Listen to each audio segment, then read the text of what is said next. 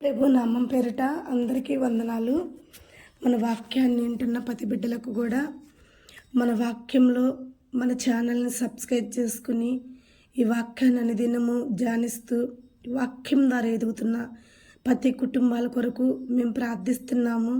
తప్పకుండా మీకున్న ఇరుకులు, మీకున్న ఇబ్బందులు, మీకున్న సమస్యలు ఏదైనా సరే దేవుడి వద్ద నుండి దేవుడు తీసివేయాలని, మీకు నిండైన ఆశీర్వాదాలతో ఉండాలని ప్రేమపూర్వంగా ప్రతి దినము కూడా మీ అందరి కొరకు కూడా మేము ప్రార్థిస్తున్నాం. అలాగే మా కొరకు, మా పరిచర్య కొరకు మీరందరూ ప్రార్థిస్తారని వేడుకుంటున్నాం. అంతేకాదు మరి మా పరిచర్యలో కావాల్సిన సహాయం కొరకు కూడా, స్పాన్సర్స్ కొరకు కూడా మీరు ప్రార్థించండి. తప్పకుండా ఈ ఒక్క పరిచర్యని ఇంకా ముందుకు నడిపించుటకు, ఈ పరిచర్యని ఇంకా దీవెనకరంగా మార్చుటకు, మరి అనేక దేవుడి కృప మనం పొందుకున్నట్టు కొరకు దేవుడి వద్ద ప్రార్థన చేయండి. దుష్టుడైన సాతాను ఎన్నోసార్లు పరిచర్యకు కూడా అడ్డపడుతుంటాడు, ఎన్నో సమస్యలు తీసుకొస్తుంటారు. అట్టి సమస్యలన్నీ కూడా పోవాలని ప్రార్థించండి. మీ కొరకు మేము ప్రార్థిస్తాం. మా కొరకు, మా సంఘాల కొరకు మీరు ప్రార్థించాలని ప్రేమపూర్వకంగా వేడుకుంటున్నాం. మరి మనము ఈ లెంట్ డేస్ శ్రమ దినాల్లో మనం ఉన్నాము. ప్రతి దినము కూడా ఒక్కొక్క మెట్టు మనం ఎక్కుతున్నాం. మనం పడిపోయిన స్థితిలో నుండి ఎవరు ఏ స్థితిలో పడిపోతామో ఎవరికీ తెలియదు. పడ్డ వాళ్ళకి మాత్రమే తెలుసు వాళ్ళ పడిన బాధ ఏంటో, ఏ స్థితిలో పడిపోయారో వాళ్ళకి మాత్రమే తెలుసు. కాబట్టి మనకి ఎవరికి తెలియకపోవచ్చేమో కానీ ఎవరు ఏ స్థితిలో పడిపోయింది, కానీ మనం పడిపోయిన ప్రతి స్థితిలో నుండి కూడా దేవుడు మనల్ని చూస్తున్నాడు. మనుషులకైతే అది అసాధ్యము మన స్థితిగతులు తెలియటం, కానీ జీవన కలిగిన దేవుడికి మాత్రం సాధ్యం. కాబట్టి ఆయన చూస్తున్నాడు. కాబట్టి మన వద్దకి ఈ ఒక లుచ్చననే ఆశీర్వాదం మెట్టులు మన వద్దకు పంపించాడు. దేవుడి చిత్తం మనం పడిపోయిన స్థానంలో నుండి పైకి లేవాలన్నది. దేవుడి ఆశ మనల్ని తోకవలే కాకుండా తలవలే ఉంచాలని. మరి తండ్రి ఆశ ప్రకారంగా, తండ్రి చిత్తం ప్రకారంగా, ఆయన కోరుకున్న ప్రకారంగా మనం ఉన్నతమైన జీవితంలో నిలబడాలని మనందరం కూడా కోరుకుంటే తప్పకుండా ఈ ఒక వాక్యాన్ని అనుదినము కూడా చూడండి. ఈ 40 రోజులు ఏ వాక్యం కూడా మిస్ అవ్వకుండా, ఏ మెట్టు కూడా తప్పిపోకుండా తప్పకుండా మీరందరూ కూడా ఈ మెట్లు ఎక్కాలని ప్రేమపూర్వకంగా మిమ్మల్ని అందరినీ కూడా కోరుకుంటూ, మరి ఈరోజు వాక్యం మనం చూసుకుందాం. ఈ 40 రోజులు 40 మెట్లు అనుకున్నాము. 18 మెట్లు మనం పూర్తి చేసుకున్నాము. దయచేసి ప్రతి మెట్టు కూడా ప్రతి వీడియోకి మేము చెప్పుకుంటూనే వస్తున్నాము. మరి సమయం చాలా అవుతుంది. ఇంకా ఈ వీడియోలు పెరిగే కొంది, ప్రతి రోజులు పెరిగే కొంది సమయం అవి మొత్తం చెప్పాలంటే చాలా సమయం అవుతుంది. కాబట్టి ఈరోజు 18 మెట్టులు పూర్తి చేసుకున్నాం నిన్నటి వరకు. ఈరోజు 19 మెట్టులోకి మనం వస్తున్నాం అనమాట. దయచేసి చూడని వాళ్ళు ఎవరన్నా ఉంటే ఈ 18 మెట్టులు, మరి మన ఒక ఛానల్ సబ్స్క్రైబ్ చేసుకున్నప్పుడు మన ఛానల్లో ఉన్న ప్రతి మెసేజ్ మీకు వచ్చింది కాబట్టి తప్పకుండా చూస్తారని మరి ఈరోజు వాక్యం వరకే మేము చెప్పగలుగుతున్నాము. అందరం కూడా వాక్యం కొరకు ప్రార్థన చేసుకుందాం. ప్రేమ కలిగిన మా తండ్రి, కృప కలిగిన యేసయ్యానికి స్తోత్రం. ఈ దినము నా తండ్రి ఈ వాక్యంలో మమ్మల్ని ముందుండి నడిపించండి. అయ్యా, మేము ఎక్కుతున్న ఈ మెట్టుల్లో నా తండ్రి దుష్టుడైన అపవాది మా పాదాలు ఎక్కడ తొట్టిరిల్లు నేనకుండా వాడు మమ్మల్ని తప్పిస్తుంటాడు. ప్రభా, ఈ ఆశీర్వాదం అనే మెట్టులు మేము ఎక్కుతున్నప్పుడు వాడు మమ్మల్ని తోసివేస్తుంటాడు. ఆదాము అవ్వలను తప్పించినట్టు దేవుడి వద్ద నుండి నా తండ్రి అయ్యా, నీ ఆశీర్వాదం అనే తోటల నుండి మమ్మల్ని కూడా తప్పించుటకు ఈ మెట్టులు ఎక్కకుండా మా పాదాలు తొట్టిరిల్లు చేస్తుంటాడు. ప్రభా, మమ్మల్ని బలపరిచి నీ దచ్చిన హస్తంతో మేము పడిపోయిన ఈ స్థితి నుంచి మమ్మల్ని పైకి ఎక్కించాలన్న నీ యొక్క సంకల్పం గొప్పది. అయ్యా, ఎక్కాలని మేము కూడా ఆశిస్తున్నాం. అయ్యా, ఏ స్థితిలో పడిపోయావో సరిచేసుకోవాలని మేము కూడా పోరాడుతున్నాం. అయ్యా, మా పోరాటానికి అయ్యా నీ ఆశీర్వాదం తోడుగా ఉంచి మమ్మల్ని బలపరిచి ఎక్కించమని యేసు నామంలో అడుగుతున్నాం తండ్రి, ఆమేన్. ప్రభు నామం పేరట మరొక్కసారమ్మ ఈ వాక్యం వింటున్న బిడ్డలందరికీ కూడా ప్రేమపూర్వకంగా వందనాలు చెల్లిస్తున్నాం. మరి ఈరోజు మనం ఎక్కబోతున్న మెట్టు ఎవరిది, ఏ స్థితిలో, మరి ఏ పరిస్థితిలో వాళ్ళు ఈ మెట్టు మన కొరకు దేవుడు మన వద్దకు పంపించాడు, ఈ ఇల్లు ఎక్కిన ఈ మెట్టు మనకి ఏ విధంగా ఉపయోగపడుతుంది అనేది ఈరోజు మనం చూద్దాం. అపస్తుల కార్యం 27వ అధ్యాయము 33వ వచనంలో ఇక్కడ మనకు పౌలు కనపడతాడు. ఒక ఓడ కనపడిద్దమ్మా. ఈ ఓడలో దాదాపు 14 రోజులు ప్రయాణం. ఇల్లు 14 రోజులు అప్పటికే అవుతాయి అనమాట. ఇంకా చేస్తారు ప్రయాణం. ఇప్పటి వరకైతే 14 రోజులు ప్రయాణం చేసి ఉన్నారు. మరి 14 రోజులు వాళ్ళు అన్నము నీళ్లు ఏం తినలేదని పౌలు గారు చెప్తున్న మాటలను బట్టి మాత్రమే మనకు తెలుసు. అయ్యలారా, మీరు 14 రోజుల నుంచి ఏమీ తినలేదు, ఏమీ తాగలేదు, ఈ రొట్టె ఈ ద్రాక్షారసం తినండి అనే మాటలు మనం ఇక్కడ చూస్తాం. అంటే ఈ ఊడలో ఉన్న వారందరూ కూడా ఉపవాసం ఉన్నారనే అర్థం. ఒకళ్ళు కాదు, ఈ ఊడలో ఎంతమంది అయితే ఉన్నారో అంతమంది కూడా ఉపవాసం ఉన్నారని అర్థం. మరి ఈ సందర్భం ఏంటి, ఏ సమయంలో వీళ్ళందరూ ఇట్లా 14 రోజులు ఉపవాసం ఉండాల్సి వచ్చింది, మరి వాళ్ళ పరిస్థితి ఏంటి అని మనం తెలుసుకోవాలి అనుకుంటే వాళ్ళ గురించి కొన్ని మాటలు మనం తెలుసుకుందాం. ఇక్కడ పౌలు అనే దైవ సేవకుడు ఒకప్పుడు అతడి హింసకుడే, ఒకప్పుడు అతడు ఘోరమైన మనిషే. కానీ సౌలుగా ఉన్న ఆ వ్యక్తి పౌలుగా మార్చబడ్డాడు. ఎందుకంటే దేవుడు ఒక స్వరాన్ని వినగలిగాడు. మనము కూడా ఒకప్పుడు ఎంతో భయంకరమైన మనుషులమే. దేవుడు స్వరాన్ని మారు మనసు పొందిన వారమే మనము కూడా. దేవుడు పరిచర్య చేస్తున్న వారమే మనం కూడా. అలాగే సౌలుగా ఇతను ఉన్నప్పుడు హింసకుడుగా దేవుడికి వ్యతిరేకంగా ఉన్నాడు. కానీ దేవాతి దేవుడు అతని ఒక హింసని, అతని ఒక వ్యతిరేకాన్ని కింద పడేసి పొరలన్నీ కూడా తొలగిపోయేలా చేసి ఆ ఒక సౌలుగా ఉన్న వ్యక్తిని పౌలుగా మార్చబడ్డాడు.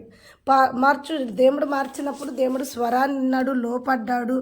తను తెలుసుకున్నాడు దేవుడు గొప్పవాడని. అయితే తను తెలుసుకున్న సత్యాన్ని, జీవం కలిగిన దేవుడు ఒక శక్తిని అనేకరికి ప్రకటించటం మొదలుపెట్టాడు. నశించే వాళ్ళని వెతికి రక్షించాలని పౌలుగా మార్చబడిన ఈ సౌలు ఎంతో ఉన్నతమైన సేవ చేస్తున్నాడు. అయితే మనందరికీ తెలిసిన విషయమే, ఉన్నతమైన సేవ చేస్తున్న ప్రతి దైవ సేవకులకి ఎన్నో సమస్యలు ఎదురవుతూ ఉంటాయి. అయితే ఒక్క మాట, ఎప్పుడైతే దేవుడు సేవ చెయ్యాలి అని నిర్ణయించుకుంటామో ఆ మరు నిమిషమే దేవుడి కొరకు ప్రాణం పెట్టాలని కూడా నిర్ణయించుకోవాలి. అది నిర్ణయించుకుని ఈ సేవలోకి దిగితేనే దైవ సేవకులమి. కాదు ప్రాణం మీద ఆశ ఉంది, మనం ఎందుకు చనిపోవాలి, మనం ఎందుకు ఇది అవ్వాలంటే ఇది భయంకరమైన విషయమే. ఎందుకు దేవుడి సేవ అంటే భయంకరం అని చెప్తుంది ఆత్మీయ తల్లని మీరు అనుకుంటారా? ఉదాహరణకు ఒక మాట చెప్తానండి.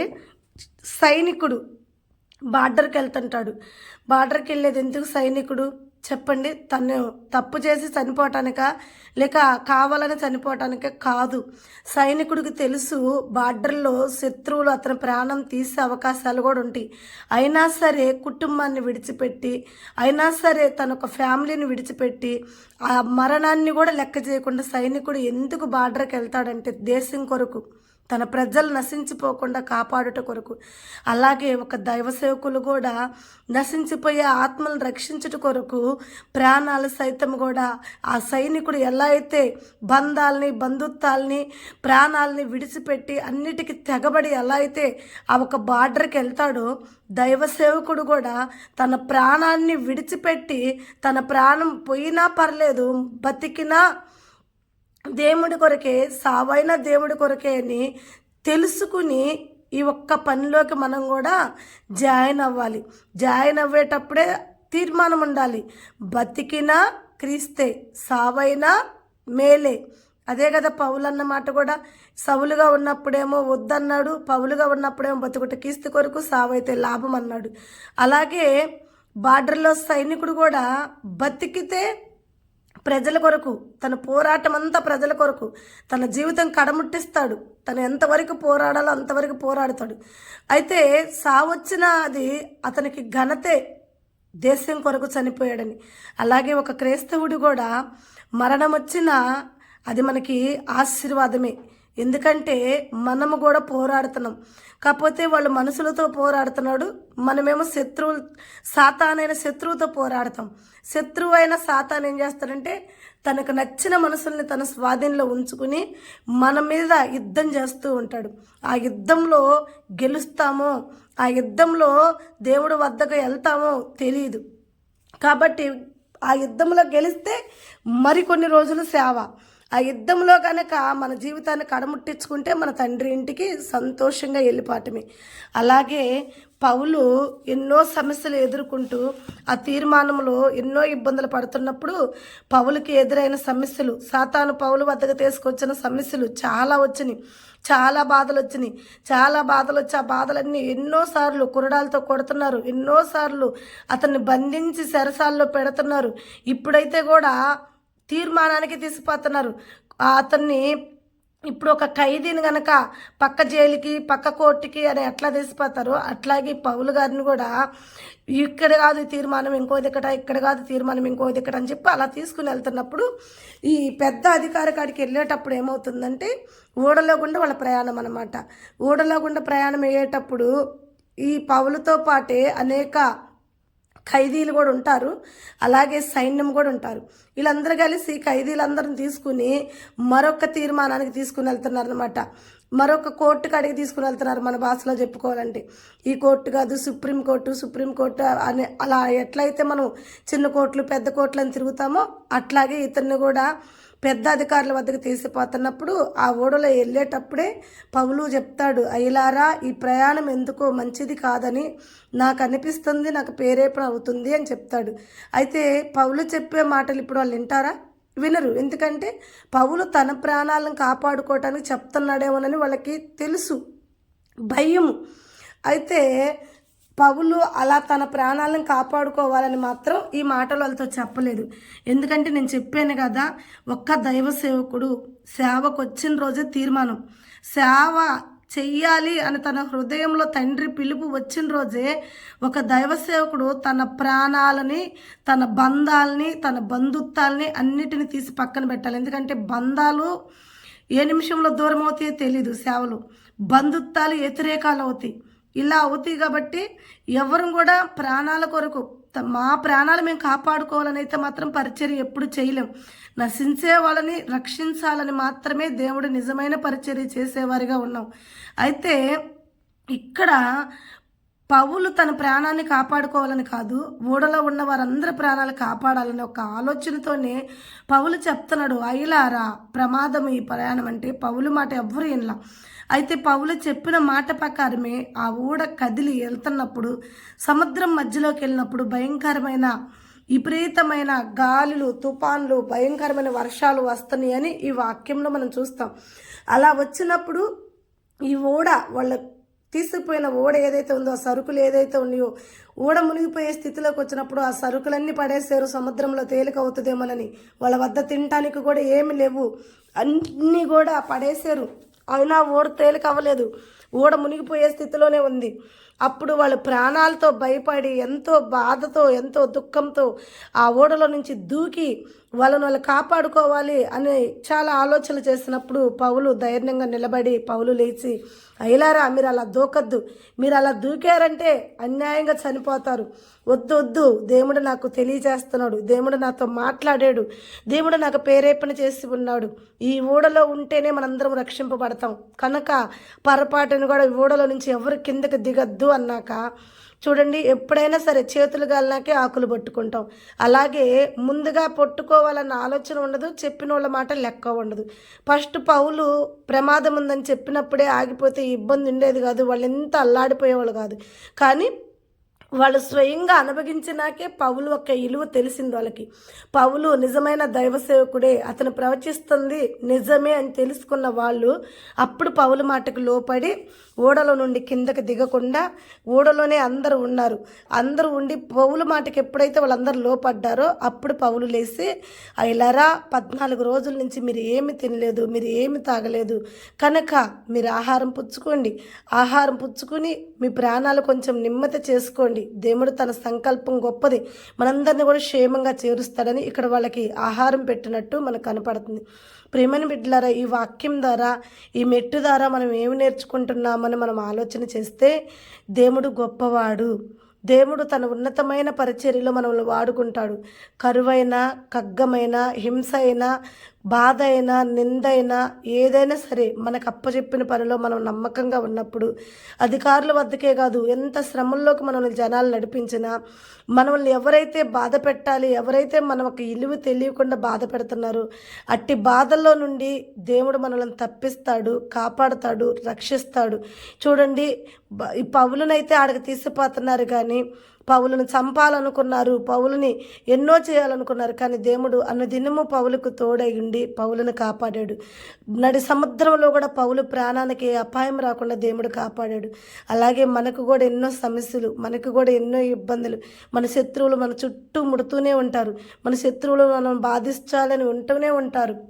అయితే సరే, దేవుడు మనల్ని తప్పిస్తూనే ఉంటాడు, దేవుడు మనల్ని కాపాడుతూనే ఉంటాడు. పౌలుని కాపాడిన దేవుడు మనల్ని కూడా కాపాడును గాక. ఈ మెట్టుకు అర్థం ఏంటంటే శ్రమలు, కష్టాలు, ఇబ్బందులు నడి సముద్రం వల్లే మనమున్నా మునిగిపోతామని భయపడాల్సిన అవసరం లేదు. ఎందుకంటే దేవుడు మనల్ని తప్పించి కాపాడతాడు. Praise Lord. ఈ వాక్యం మీరు నమ్మినట్టుకుంటే దేవుడి వద్ద ప్రార్థన చేయండి. ఈ మెట్టు ఎక్కువ ఇచ్చినందుకు దేవుడికి కృతజ్ఞతలు చెప్పండి. 19 మెట్టుల్లో దేవుడు మనల్ని ఆశీర్వాదమైన జీవితంలో ఉంచినందుకు దేవాతి దేవుడికి ఘనత, మహిమ, ప్రభావాలు చెల్లించండి. తప్పకుండా ఈ వాక్యం అనేకరికి షేర్ చేయండి. మన ఛానల్ సబ్స్క్రైబ్ చేసుకోండి. ఈ వాక్యం ఇంకా అనేకరు వినుటకు మీరందరూ కూడా మీ వంతు మీరు సబ్స్క్రైబ్ చేసుకుని అనేకరికి కూడా ఈ వాక్యాన్ని వినిపిస్తారని ప్రేమపూర్వకంగా మిమ్మల్ని అందరినీ కూడా ఆహ్వానిస్తున్నాం. Praise Lord. దేవుడు మిమ్మల్ని దీవించునుగాక. చివరి ప్రార్థన. ప్రేమ కలిగిన మా తండ్రి, కృప కలిగిన యేసయ్య, అయ్యా ఇదిగో పౌలుని నడి సముద్రంలో కాపాడు. మేము కూడా మా సమస్యల్లో నా తండ్రి నాన్న ఎన్నోసార్లు అయ్యా నడి సముద్రంలో మా జీవితాలు ఉంటాయి అయ్యా, మునిగిపోకుండా మమ్మల్ని కూడా కాపాడమని యేసు నామములో ప్రార్థించి అడిగి వేడుకుంటున్నాం తండ్రి. ఆమేన్.